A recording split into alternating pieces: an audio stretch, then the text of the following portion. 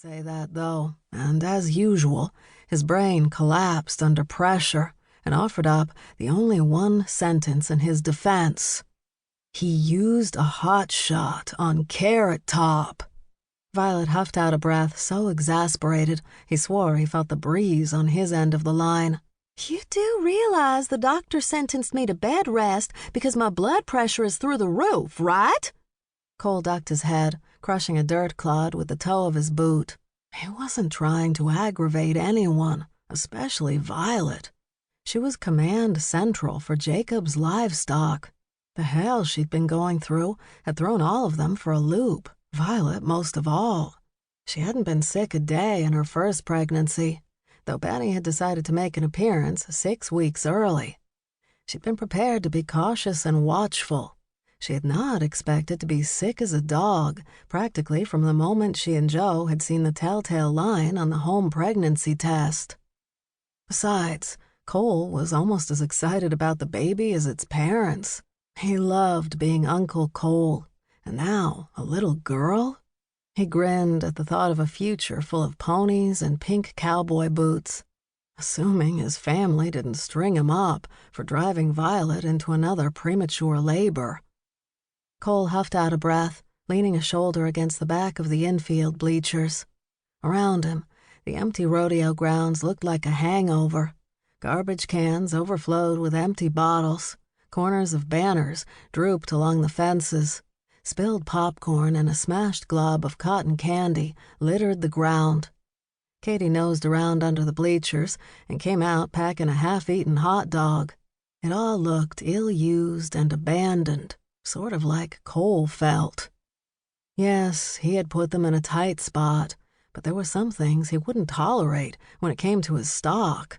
Okay, many things. Obsessive-compulsive prick was another way of putting it, though only Joe dared say that to his face. He was family. Plus, he was a lot faster than Cole. "Don't try to say I didn't warn you," Violet said, her voice laced with grim amusement. She couldn't mean, "I thought you were kidding." "No, I was not.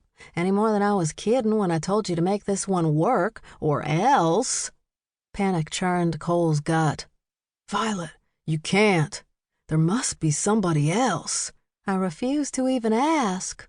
This makes 3 perfectly good pickup men you've chased off. If you can't force yourself to get along, I'll send someone you can't fire." "Don't, please." He didn't hesitate to beg. If she followed through on her threat, he'd either be insane or under arrest by season's end in September. "Just one more, I promise." "Nope, I'm done. If you can find a replacement before tomorrow morning, I'll hire him. Otherwise," he could hear her smirking, damn it, "your new partner will meet you at Cuero." "Violet, come on." The phone had gone dead. If he called back, it would go straight to voicemail. When Violet said she was done, she meant it. He jammed the phone in his pocket and stomped over to his rig, his stomach rumbling right along with the big diesel engines of the stock trucks that sat idling, waiting for him to lead the procession to the next rodeo. Yet another reason he needed to get on that wife thing. He'd never realized how much food it took to keep this big old body of his fueled until he'd had to start rustling it up for himself. Living with his Aunt Iris, there'd never been any need to learn how to cook. But she was with his Uncle Steve in Salinas, California, at one of the most venerable rodeos in the country, always held the 3rd week of July. They did the subcontracting, hauling the very best of the Jacobs string to elite shows too big for any single producer to handle.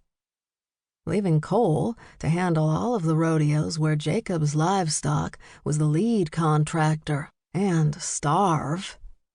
He scowled into the fridge in his trailer, cold cuts, store-bought rolls, and plastic deli tubs of gooey macaroni and potato salad. He slapped together 3 sandwiches, grabbed a Coke, and kicked aside a pair of jeans that had spilled out of the overstuffed laundry hamper. His socks were turning gray, and there wasn't a crumb left from the last batch of cookies Miss Iris had mailed to him.